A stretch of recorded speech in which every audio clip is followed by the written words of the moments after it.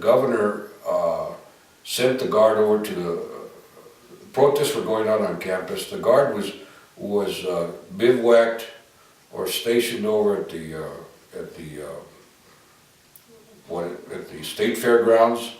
They were standing by, and the agreement was, because I remember hearing the conversation between the president of the Board of Regents and Dr. Hetty on a call to the governor.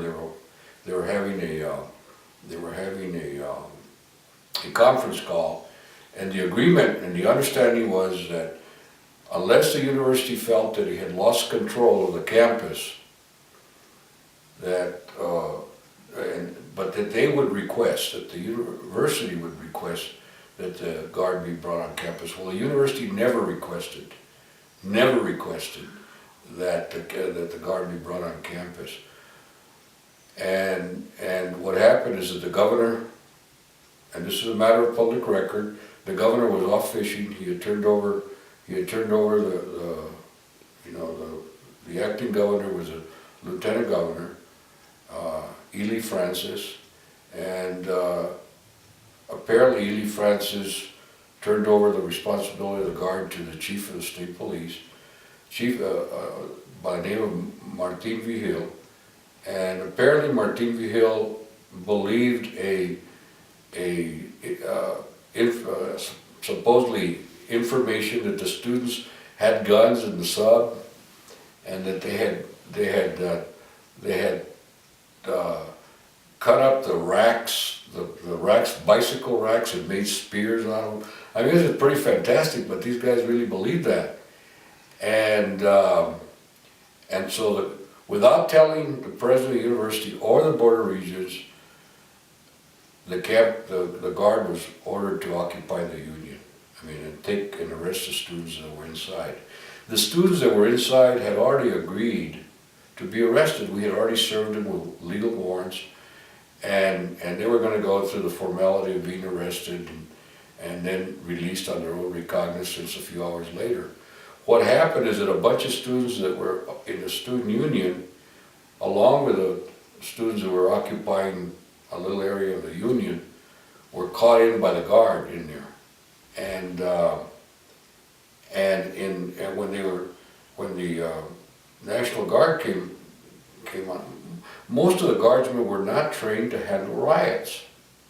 And none of them were. I know something about that. You know, I'm ex-military. I was, when I was in the Marine Corps, I was at Okinawa, and about the time the President Eisenhower went to Okinawa, and the Marines were the ones that protected the president and had to, were trained. We were all trained in riot control, and what I knew about riot control, for sure, the National Guard. I mean, that guard was not trained for that, and I feel as badly about the National Guard, for the National Guard, because I really believe in the National Guard, because I think they got a really bad rap, but it wasn't their fault. It was the fault of the superiors who sent them out there without any training. When they came in, as they got out of their trucks and went into the student union, there were students that were protesting. I don't know if you've seen movies and old documentaries about how the protesters would try to stand in the way, and some of the guardsmen had unsheathed bayonets, rifles with bayonets. What was happening is that here were these guardsmen holding their rifles at the ready to defend themselves if some students came at them, and they had unsheathed bayonets, and we were worried that some students would just charge them and a student would be killed. And bloodshed had already taken place. So we approached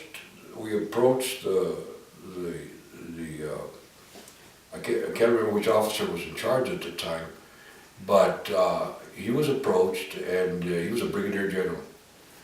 And he was approached, and we asked him, I specifically said, if it was possible to get the guardsmen to at least cover put the sheaths back in the scabbards rather, the scabbards back on the